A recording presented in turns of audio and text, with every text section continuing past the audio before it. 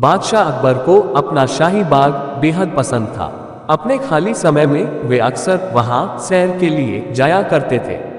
एक दिन हमेशा की तरह वे शाही बाग में टहल रहे थे। बीरबल भी उनके साथ था।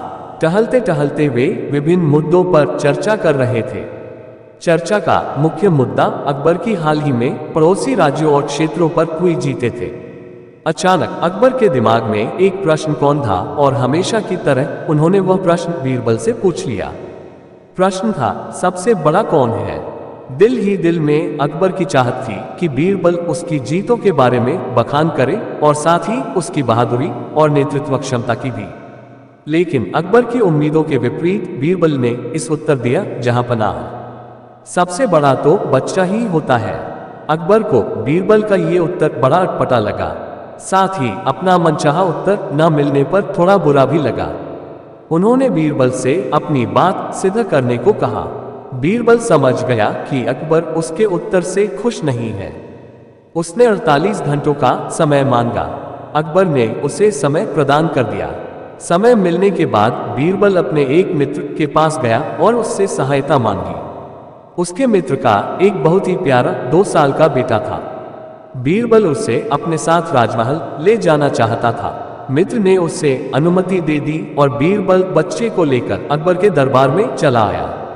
बीरबल के साथ एक प्यारे से बच्चे को देखकर अकबर बहुत खुश हुए और बीरबल से उसे अपने पास लाने को कहा।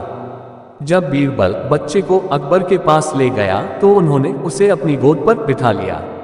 बच्चा अकबर की गोद में बैठकर मजे से खेलने लगा। अकबर उसकी बालक लीला देखकर हंसने लगे। कुछ पलों के लिए वे राजपाट की सारी चिंता भूल गए और उस बच्चे के साथ का आनंद लेने लगे। अचानक खेलते खेलते बच्चे को जाने क्या हुआ कि उसने अकबर की मूंछें पकड़कर खींच दी। बच्चे की इस हरकत से अकबर दर्द से चीख उठे। उन्हें बहुत गुस्सा आया। वे बीरबल पर चिल्लाने लगे, बीरबल, तुम इस गुस्ताख बच्चे को मेरे दरबार में क्यों लाए हो? इसे अभी यहां से ले जाओ, नहीं तो हम इसे सजा दे देंगे। बीरबल को यह समय सही लगा अपनी बात रखने का।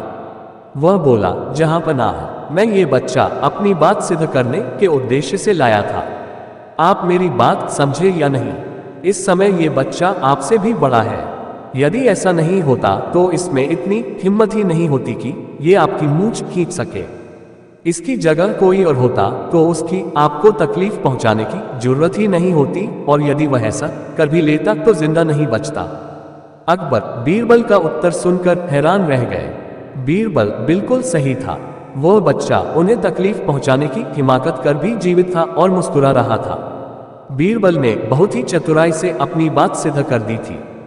बीरबल की बात सुनकर अकबर का गुस्सा शांत हो गया। उन्होंने बच्चे को गले से लगा लिया और बीरबल की बहुत प्रशंसा की।